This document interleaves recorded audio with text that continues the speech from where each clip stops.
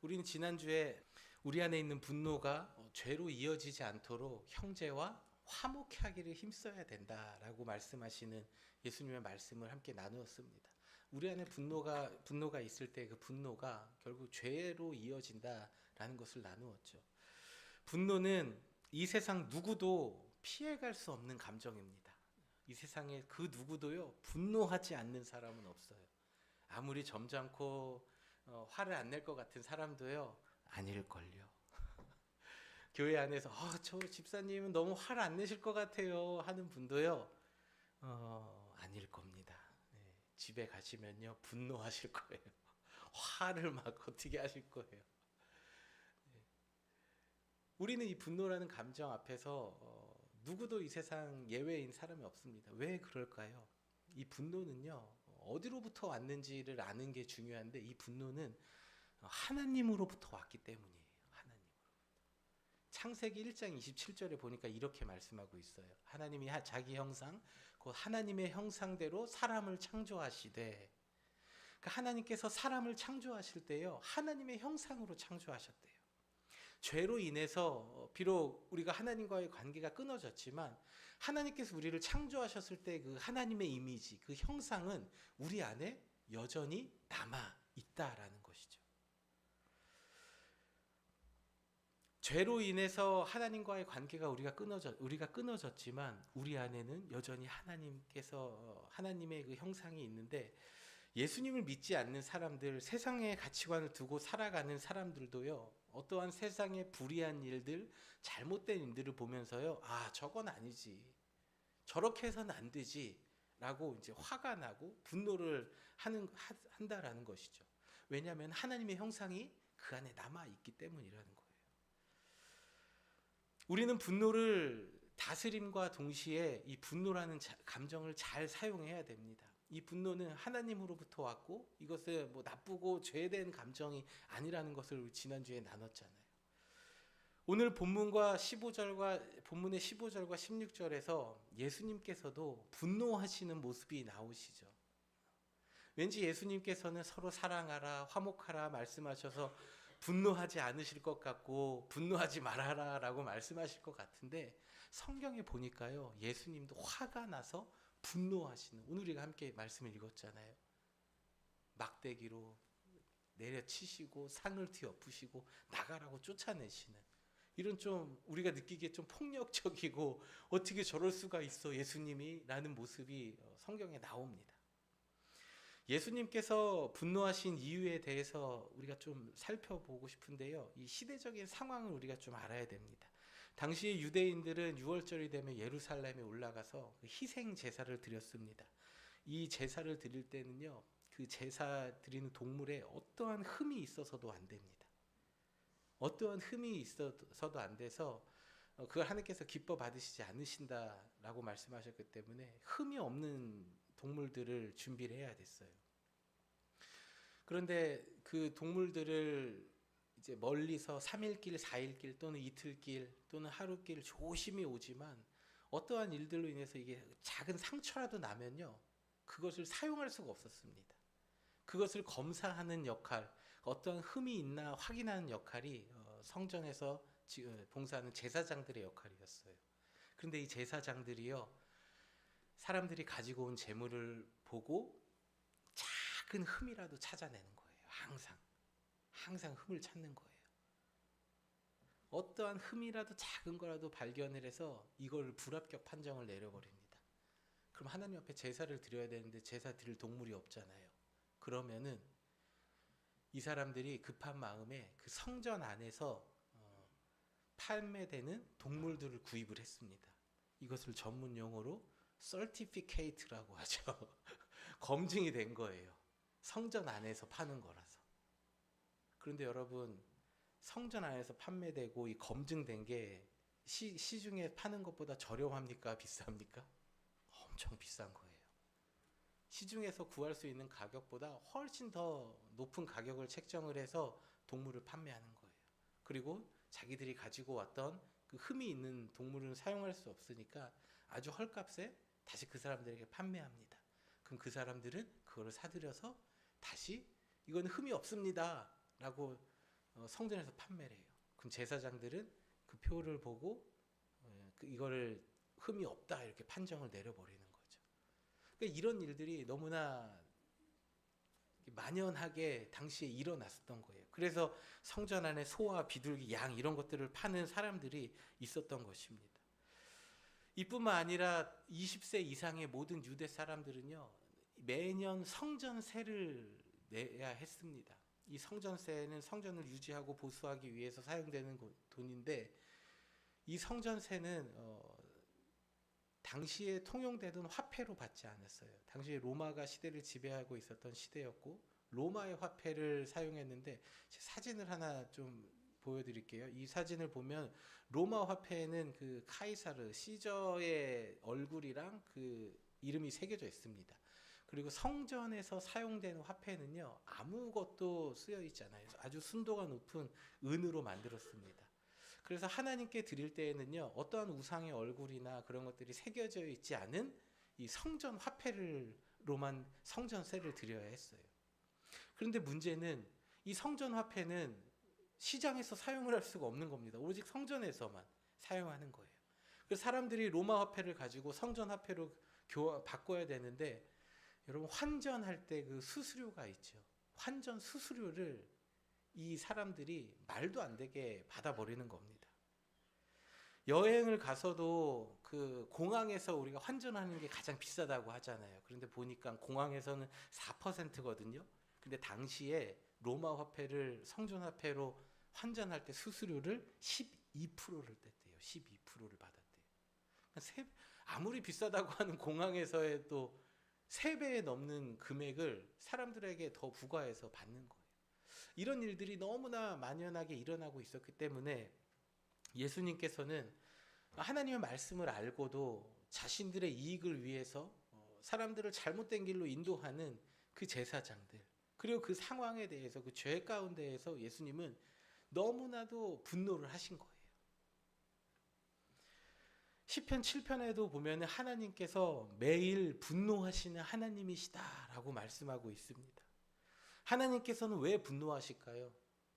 하나님께서 이 아름답게 창조하신 이 세상을 점점 죄 가운데로 파괴의 길로 이끌고, 또 그 죄를 하나님께서는 미워하시기 때문에 하나님의 백성들, 죄를 향해서 가는 하나님의 백성들, 그리고 또 죄를 짓도록 만드는 사람들을 향해서 하나님께서는 매일마다 분노하신다라고 성경은 말씀하고 있어요.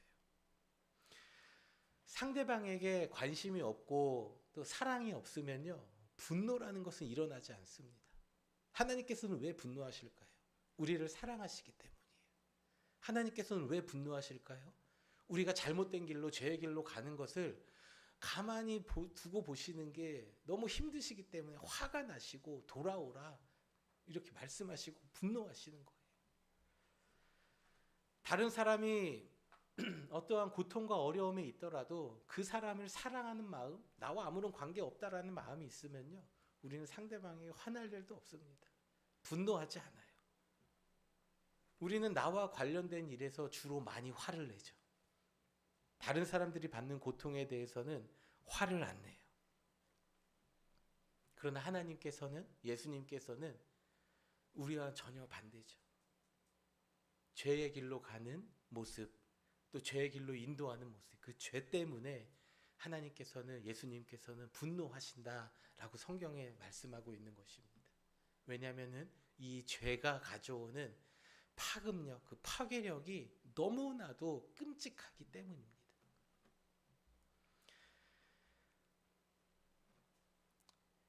우리의 분노는 이 세상에 대해 불의에, 그리고 우리의 주변에 일어나고 있는 옳지 못한 것, 죄의 모습에 대해 분노하기보다는 나와 관련된 일, 또 상황에 대해서, 또 어떤 사람에 대해서 분노할 때가 많이 있는 것 같아요. 그래서 우리의 분노는 항상 어떠한 특정한 사람들을 겨냥을 합니다. 결혼한 부부 사이에서도요, 이런 일들이 흔히 겪는 일들이라고 하죠. 남편이 또는 아내가 양말 아무데나 벗어놓는 거예요. 옷을 아무데나 벗어놓는 거예요. 그리고 양말을 왜 자꾸 벗어서 저기다 두냐, 옷을 왜 자꾸 아무 데다 벗어서 두냐. 그런 것들에 화가 나는 거죠. 치약을 왜 그렇게 짰냐. 썼으면 물건을 제자리에 갖다 놔라. 뭐 이런 일들이 서로 이제 마음을 상하게 하는 작은 사소한 일들이죠. 왜 그럴까요? 내가 정해놓은 기준, 내가 정해놓은 그 룰에서 벗어나기 때문이에요. 그렇기 때문에 내가 불편한 거예요. 그래서 우리 마음에 화가 나는 거예요. 자녀들을 보면서도 화가 날 때가 많이 있죠. 왜 저럴까? 제가 왜 저럴까? 도대체 왜 저런 행동을 할까? 이해되지 않는 행동을 보면서 화가 날 때가 있습니다. 이렇게 하면 안 되는데 저렇게 하면 안 되는데 자꾸만 자녀들에게 어떤 디렉션을 주지요. 왜 그럽니까? 내가 보기에 마음에 들지 않거든요. 저렇게 하면 안 되거든요. 부모의 마음에 들지 않는 행동을 하는 거예요. 직장에서도 마찬가지죠. 부하 직원들 밑에서 일하는 사람들을 보면은 여러분 행동이 다 마음에 드십니까? 마음에 들지 않을 때가 많다라는 거죠. 또 그러면 위에 직장의 상사분이 하는 행동을 보면은 마음에 들고 이해가 다 됩니까? 그렇지 않다는 거죠. 왜냐하면 우리는 모두 다 저마다 분명한 자기의 생각과 기준을 가지고 있기 때문이에요. 그래서 우리가 느끼는 대부분의 분노는요, 나로부터 시작되는 거예요. 나로부터. 우리는 누구나 다 내가 삶의 주인이 되고 싶어 하는 마음이 있습니다. 내가 통제권을 쥐고 싶고, 내가 어떤 것을 핸들링하고 싶고, 어떤 룰을 만들고 싶어 해요. 내가 원하는 대로 이끌어 가고 싶은 마음이 있기 때문입니다. 이러한 마음은 어디로부터 왔을까요? 창세기 3장에 보면요. 아담과 하와를 뱀이 유혹할 때 이렇게 얘기해요. 너희가 이것을 먹는 날엔 하나님과 같이 된다. 하나님과 같이 된다. 우리의 마음에는요, 하나님과 같이 되고 싶은 마음이 있는 거예요. 그것이 바로 죄의 모습이라는 거죠. 우리는 우리 삶 속에서 내가 하나님이 되고 싶어요. 하나님과 같이 되어 싶은 마음에 아담과 하와가 그 뱀의 유혹의 선악과를 먹은 것처럼, 넘어간 것처럼 우리를 분노하게 만드는 원인의 중심에도 언제나 내가 원하는 대로 되지 않는 것, 내가 하나님이 되고 싶은 마음이 있기 때문에 우리는 끊임없이 분노하고 나 중심적인 삶을 살아갈 수밖에 없다라는 것이죠. 자녀들을 키울 때 우리 부모님들이 공통적으로 하는 말들이 있죠. 가만히 좀 있어라. 조용히 해라. 3번 말했지. 일로 와. 지난주에 저희 아이들이 일주일간 또 스프링 브레이크를 했습니다. 그래서 오랜만에 아이들과 진짜 오랜 시간을 함께 있었어요. 학교 갔다 오면은 몇 시간 안 있는데 일주일 내내 오랜 시간을 갖고 보내니까 제 마음속에 자꾸만 어떤 앵거 이슈가 생기는 거예요. 가만히 있으라고 했지. 조용히 해. 떠들지 말아라. 왜 그러냐. 이따가 준다고 했지. 1시간 후에 줄게. 계속해서 뭔가 이렇게 아이들을 통제하는 제 모습.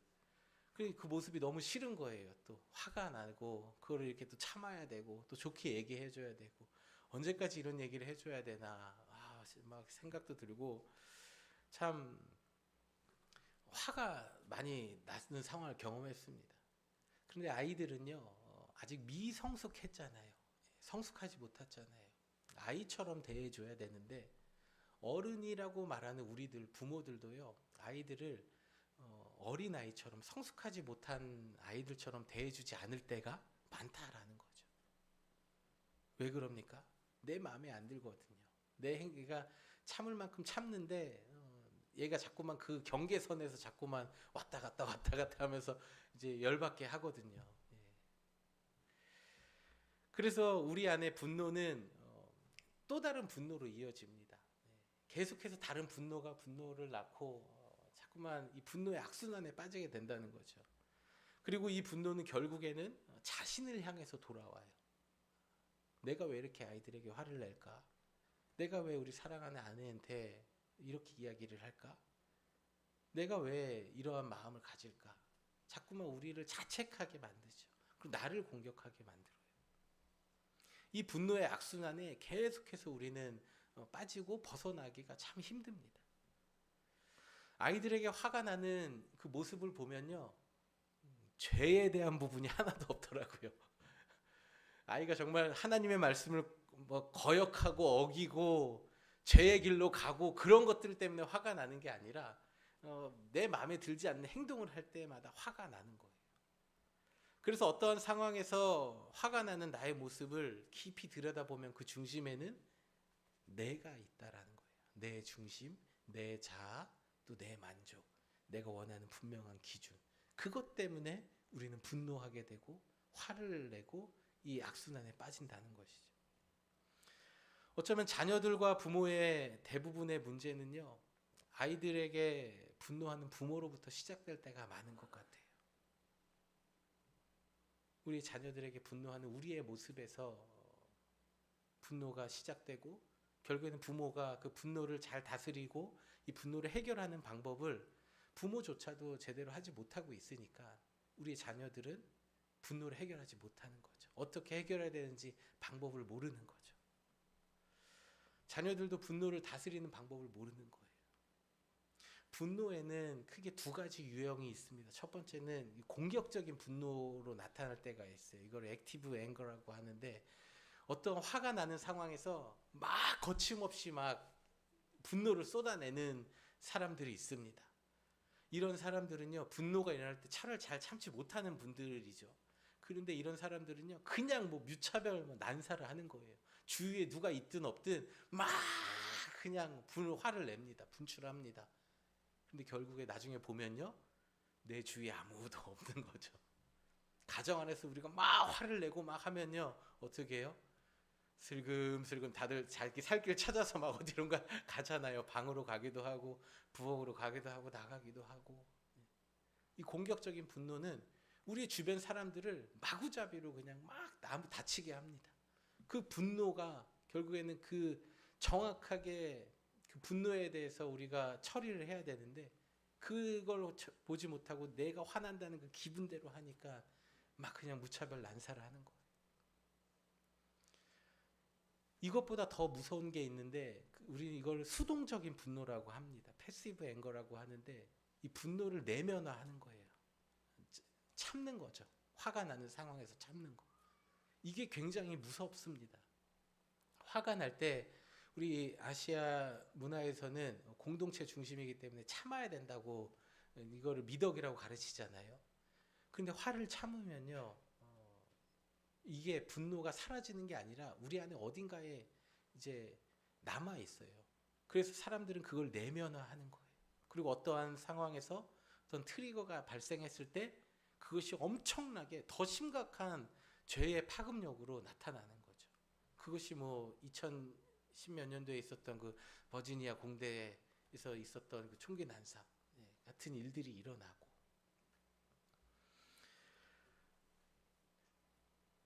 가정에서 화가 나는 일이 있는데 그거를 가지고 와서 직장에서 화가 나는 일이 있는데 그걸 가정에 가지고 와서 아내에게, 자녀들에게 전혀 엉뚱한 곳에다가 이제 화풀이를 하는 거죠. 가정에서 받은 그 화를 내면화했기 때문이에요. 참았기 때문이에요. 또는 사람과의 관계에서 받았던 그 상처들을 내면화하고 참는다고 하지만 결국에는 다른 누군가에게 이 화가 전혀 엉뚱한 것으로 폭발되어서 관계를 망치고 가정을 망치고 그 속해 있는 공동체를 망치는 파괴하는 결과까지 이어진다라는 것이죠. 그래서 우리는 분노를 다스리는 모습을 우리는 연습을 해야 됩니다. 그리고 우리의 자녀들에게 가정 안에서 보여줘야 됩니다. 아, 아빠가 화가 났는데 참고 있구나. 엄마가 지금 나에게 화를 낼 타이밍인데 나에게 한번 참고 있구나. 우리 자녀들이 이걸 알아요. 저희가 지난주에 패밀리 트립을 갔다 왔는데 여행을 와서 아이들에게 선물을 하나씩 사줬습니다. 그래서 저도 저 자신에게 선물을 하나 살려고 조그만 그 향수를 하나 샀어요. 그래서 향수를 하나 샀는데 저희 첫째 딸이 그 향수를 그 타일 바닥이었는데 거기에 떨어뜨려서 깨진 거예요. 그 여러분 제가 저를 위해서 이렇게 뭘 많이 사질 않거든요. 그래서 이 퍼퓸을 이거 괜찮은 것 같아서 딱 샀는데 고민을 했어요. 사실은 오래전부터 하나 있었으면 좋겠다. 그런데 이제 안 사고 하다가 이번에 샀는데 그걸 깨트린 거예요. 온 바닥 안에 집안에 향수 냄새가 진동을 하고 그냥 거의 그냥 다 날라갔어요. 근데 제가 그 상황에서 잘 참았어요. 잘 참았어요. 화도 안 내고 그냥 뭐 어떻게 참았는지 모르겠어요. 근데 해나가 오더니 미안하다고 하면서 눈치를 싹 보더라고요. 그 다음 날에도 와서 미안하다고. 그래서 나중에 너 돈 벌면 아빠한테 꼭 이 퍼퓸 사줘야 돼. 이렇게 얘기를 했는데 우리를 분노하게 하는 상황, 이런 상황 가운데 우리는 너무나도 쉽게 많이 노출되는 거죠. 하지만 아빠가 이거 분명히 화낼 상황인데 큰일 났는데 애가 알잖아요. 그 상황에서 참는 모습을 보여주고 거기서 이 분노에 대해서 다스리는 모습을 보면요, 아이들도 그대로 보고 자라고 그 분노를 다스릴 수 있게 된다라는 것이죠. 우리는 너무나도 많은 화를 가지고 있어요. 직장에서, 가정에서, 또 우리가 있는 공동체 안에서 너무나 많은 화를 가지고 있어서 이것을 사람뿐만 아니라 물건에까지도 화를 표출해요. 그래서 뭔가 이렇게 하다가 뭐가 안 되면은 이거 왜 이렇게 안 되는 거야 하면서 물건을 막 두드리고 하잖아요. 그리고 뭐 지나가다 뭐가 발에 걸리는 게 있으면 이게 왜 여기 있어 하면서 발로 뻥 차버리기도 하잖아요. 우리의 분노는 자꾸만 다른 곳을 향해서 나아간다라는 거예요. 무엇이 우리를 그렇게 화나게 합니까? 무엇이 우리의 안에 분노를 가져오게 합니까? 말투 때문에, 표정 때문에, 상황 때문에 사람마다 모두 다 달라요. 어렸을 때 부모로부터 받은 상처가 있는 경험을 한 사람은 커서도 또 결혼을 한 후에도 비슷한 상황에서 어떤 분노가 표출되는 거죠. 이게 다 우리가 분노를 내면화했기 때문이에요. 우리 안에 있는 분노를 내면화했기 때문에 그것이 전혀 엉뚱한 상황에서 이렇게 폭발을 하는 것입니다. 그래서 내가 분노하는 것을 보면요, 내가 무엇에 상처가 있고 또 내가 무엇을 중요하게 여기고 무엇을 중요하게 생각하는지 정확하게 볼 수 있다라는 거예요. 내가 무엇을 사랑하고 무엇을 의지하고 어떤 것을 가치 있게 느끼고 생각하는지 우리의 내면을 깊이 들여다보면 알 수 있다라는 거예요. 그 깊은 중심에는 무엇이 있습니까? 내 자존심, 자아, 자존감이 있다라는 거예요. 내가 원하는 대로 일이 되어지지 않았을 때, 내가 정해놓은 대로 일이 되지 않았을 때에 화가 나는, 분노하는 그 마음이 결국에는 죄의 모습으로 이어져서 우리가 원하는 결과가 아니라 우리가 전혀 원치 않는 파괴적인 결과로 이어진다라는 것을 우리는 기억해야 됩니다. 마태복음 20장에 보면은 야고보와 요한의 어머니가 다른 제자들이 이제 요한의 어머니가 등장하고 또 다른 제자들과 다투는 장면이 등장합니다. 이 싸우는 그 이유는 무엇입니까? 예수님께 내가 더 높은 자리에 올라가게 해달라고 청탁을 한 거예요. 제자들의 어머니가. 다른 제자들이 이 사실을 알고 이제 야고보와 요한과 싸우는 거죠. 네가 어떻게 그럴 수 있냐? 내가 높은 자리에 올라가야 되는데. 그래서 그 싸우는 다툼의 문제, 시기와 질투, 미움, 이 근본적인 안에 들어가 보면은 결국에는 자기중심적인 분노가 있고 이것이 죄의 결과로 이어진다라는 것입니다. 그렇다면 우리는 어떻게 나 중심적인 이 분노로부터 벗어날 수 있을까요? 예수님의 모습을 우리가 좀 살펴보아야 돼요. 예수님이 모습을 보면서 우리는 어떻게 이 분노를 다루고 이 분노로부터 벗어날 수 있는지 우리 말씀 한 두 구절만 함께 같이 보도록 하겠습니다. 먼저 누가복음 4장 28절, 회당에 있는 모든 사람들이 이 말을 듣고 분개하여 일어나 예수님을 산 위에 세워진 그 마을 벼랑까지 끌고 가서 던져버리려고 하였다. 사람들이 지금 화가 나 있는 상황이에요. 그래서 예수님을 끌고 가서 벼랑 끝에 던져버리려고 하는 상황입니다. 그리고 누가복음 22장 보면은 지키는 사람들이 예수를 희롱하고 예수를 때리면서 모욕하였다. 그리고 예수를 모욕하면서 그에게 욕설을 퍼부었다. 예수님을 때리고 모욕하고 욕설을 퍼붓는 상황을 예수님은 경험을 하셨어요. 예수님께서 이 땅에 오셔서 많은 조롱과 핍박을 받으셨습니다. 누가복음 9장에도 보면요, 사람들은 예수님이 예루살렘으로 향해 가시는 길이었기 때문에 그를 영접하지 않았고 야고보와 요한은 화가 났어요. 그래서 주님이 하늘에서 불을 내려다가 이 사람들을 태워버리는 것이 어떻겠습니까? 하고 물자 예수님께서 뭐라고 말씀하셨습니까? 예수님께서 제자들을 꾸짖고 다른 마을로 가자, 다른 마을로 가자 하셨어요. 그러니까 분노할 수 있는 상황, 모욕받고 조롱받고 매맞고 하는 그 모든 상황, 그리고 배척받는 상황, 마을에 들어오지도 못하게 하는 그 상황에서 예수님 어떻게 하셨어요? 다른 마을로 가셨어요. 그리고 그 모욕들을 다 받으시고 십자가에 죽어 주셨습니다. 결국에는 우리가 이 십자가의 삶이라는 것은, 내가 죽는 삶이라는 것을 우리는 말씀을 통해 나누었죠. 내 안의 분노, 또 내 안에 있는 이 자기중심적인 분노를 다스리기 위해서는요, 우리는 이 모습을 가지고 날마다 하나님 앞에 십자가의 자리로 나아가야 합니다. 예수님께서는 자신이 원하는 대로 되지 않는다고 해서 분노를 하지 않으셨어요. 사람들의 어떠한 말과 행동, 그리고 기분 나쁜 모습 때문에 예수님은 화를 내시지 않으셨다라는 것입니다. 오히려 사람들의 분노를 다 받아주시고 십자가에 죽어 주셨습니다. 우리도 내가 죽어 없어지는 자리, 십자가의 자리로 나아가야 한다라는 것을 예수님께서는 몸소 친히 보여주신 것입니다. 오늘 말씀을 정리합니다. 예수님의 분노는 개인적인, 자기 중심적인 분노가 아니었습니다. 예수님의 분노는 죄에 대한 분노, 멸망의 길로 인도하는, 잘못된 길로 인도하는 그 사람들의 모습에 대한 분노였습니다. 그 죄가 우리의 삶을 파괴하기 때문에 우리는 죄를 미워해야 한다. 이 죄로부터 벗어나기 위해서는 우린 날마다 하나님 앞에 십자가의 자리에 나아가야 된다. 내 자아 또 내 모습을 가지고 주님 앞에 나아가야 한다라는 것이죠. 화가 나는 상황이 우리의 삶에 찾아올 때마다 여러분, 내가 왜 이렇게 화가 날까 스스로에게 질문하시고 스스로의 모습을 돌아보시길 바랍니다. 지금 나에게 중요한 것이 무엇인지, 또 내가 원하는 것이 무엇인가, 하나님 앞에서 나의 모습을 우리는 정직하게 볼 수 있어야 합니다. 하나님께서는 정직한 자에게 은혜를 주시기 때문입니다.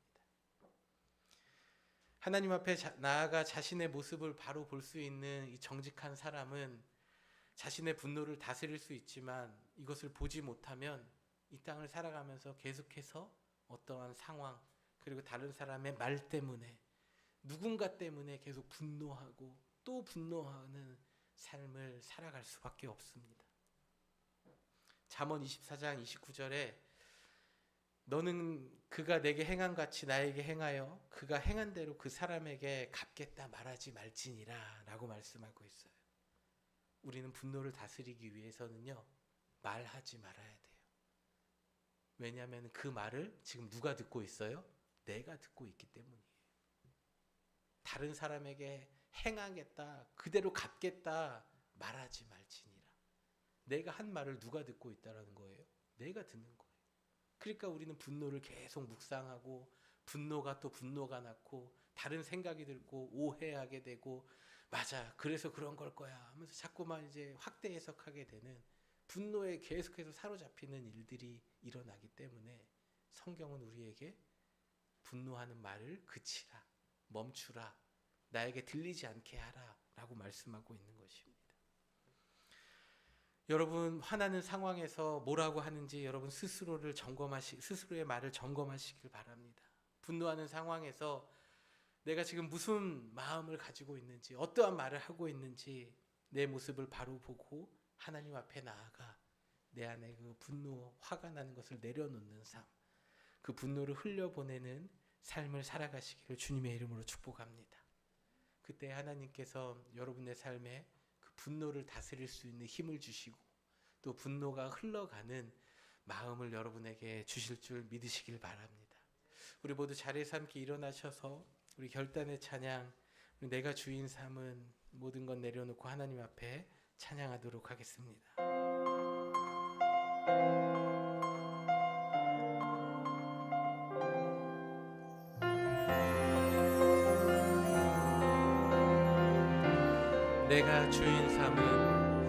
내가 주인 삼은 모든 것 내려놓고 내 주 대신 주 앞에 나가 내가 사랑했던 모든 것 내려놓고 주님만 사랑해. 내가 주인 삼은 모든 것 내려놓고 내 주 대신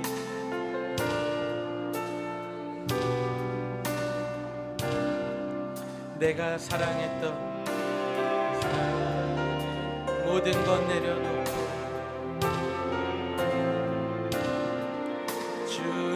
주님만 사랑해. 주 사랑 거친 풍랑에도 깊은 바다처럼 나를 잠잠케 해. 주 사랑 내 영혼의 반석 그 사랑 위에 서리. 우리 오늘 주신 말씀을 기억하면서 우리 한 번 더 주님 앞에 찬양합시다. 내가 주인 삼은 주 모든 것 내려놓고 주님 앞에 나가 내 주님 내가 사랑했던 주님만 바라봅니다. 주님만 사랑해. 주 사랑 거친 풍랑에도 깊은 바다처럼 나를 잠잠케 해. 주 사랑 내 영혼의 반석 그 사랑 위에 주 사랑 거친 풍랑에도 주 사랑 거친 풍랑에도 깊은 바다처럼 나를 잠잠케 주 사랑 내 영혼의 반석 그 사랑 위에 서리. 우리 오늘 주신 말씀을 가지고 이 시간 하나님 앞에 함께 같이 기도합시다. 사랑과 은혜가 많으신 아버지 하나님, 오늘도 우리 가운데에 말씀을 주심을 감사를 드립니다. 하나님, 이 땅을 살아가면서 우리는 왜 이렇게 분노하며 이 분노에 사로잡혀 살아가는지 하나님 앞에 우리의 모습들을 내려놓고 우리의 자아와 우리의 자기중심적인 삶의 모습들을 내려놓음으로써 이 분노로부터 자유할 수 있는 저희들 되게 하여 주시옵소서. 하나님, 우리의 마음에 분노가 찾아와서 우리의 마음이 폭풍우가 치고 우리의 마음이 걷잡을 수 없는 파도가 치고 폭풍우가 치는 것을 경험을 합니다.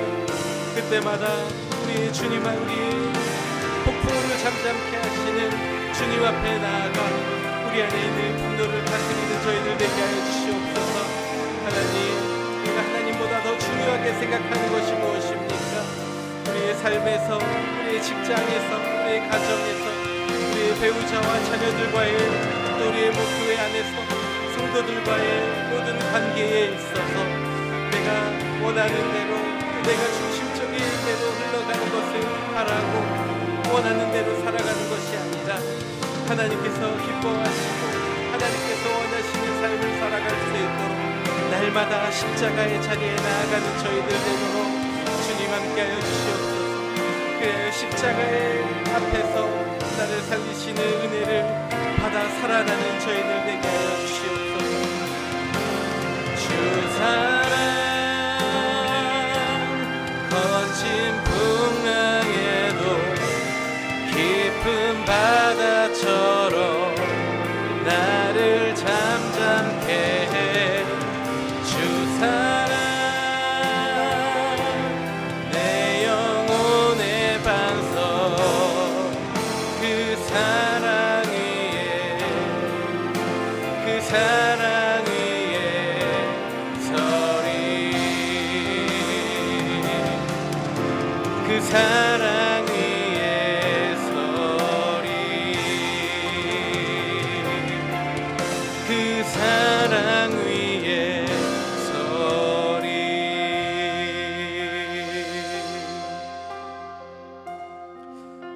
하나님, 우리는 이 땅을 살면서 날마다 분노를 경험합니다. 우리가 그 분노하는 모든 상황 가운데에서 죄를 미워하시고 죄 가운데 가는 모습을 보시며 분노하시는 그 하나님의 분노가 우리 안에 있게 하여 주시옵소서. 사람을 향하여 비난하고 정죄하고 내가 원하는 대로 일이 되어지지 않았을 때 나타나는 분노를 쏟아내고 사는 것이 아니라 우리 안에 분노의 상황이 일어날 때마다 늘 주님 앞에 나아가 우리의 모습을 바라보며 우리의 자아와 자존심과 우리의 원하는 대로 살아가고자 하는 그 모든 것들을 주님 앞에 겸손히 내려놓고 십자가 앞에 날마다 죽어지는 삶을 살아가는 저희들 되게 하여 주시옵소서. 이제는 우리 주 예수 그리스도의 은혜와 하나님 아버지의 측량할 수 없는 사랑과 성령님의 감화와 감동, 교통, 역사, 인도하심이 날마다 분노하는 상황 가운데에서 하나님 앞에 나아가 분노하는 나의 모습을 살피며 그 분노를 주님 앞에 가지고 나아가 주님이 기뻐하시는 삶으로 살아가길 다짐하는 이 자리에 머리 숙인 모든 성도들 한 사람 한 사람 머리 위에 저들의 가문과 가정과 일터와 또 자녀들의 삶 위에 이제로부터 영원토록 함께 하시기를 간절히 축원하옵나이다. 아멘.